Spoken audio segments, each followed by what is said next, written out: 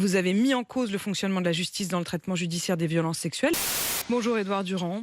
Vous êtes magistrat, vous avez été depuis 2 ans l'incarnation de la Ciivise, c'est la commission indépendante contre l'inceste qui a permis le témoignage de près de 30 000 victimes. J'ai même eu souvent plaisir à vous recevoir ici et fierté de pouvoir vous donner la parole ce matin, alors que je suis contrainte de dire que vous n'êtes plus que l'ancien président de la Ciivise. Vous avez donc été écarté hier. Je pense que quand on a 160 000 enfants qui sont victimes chaque année et un nombre de condamnations qui est proche de 0, on est dans un système d'impunité. Nous devons convenir que le viol d'un enfant est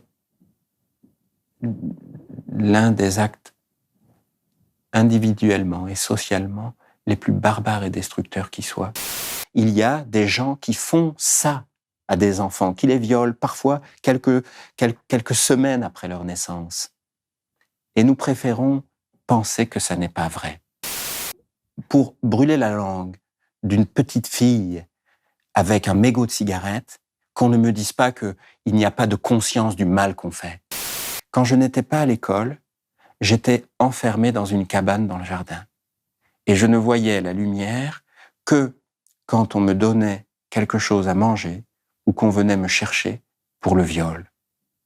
Je pense à cette dame qu'à la Ciivise nous appelons la Dame en rose parce qu'elle était venue à une réunion publique à Lille avec son grand manteau rose et elle nous avait dit « c'est la première fois que je sors de chez moi depuis que je suis sorti d'amnésie ». Mais quand vous entendez une personne adulte qui vous dit « j'ai subi, je pense que c'est au moins 1000 viols dans mon enfance ». Vous vous dites... Un jour, on va à la réunion de loge le vendredi soir, à la partouze le samedi soir et à la partie de chasse le dimanche.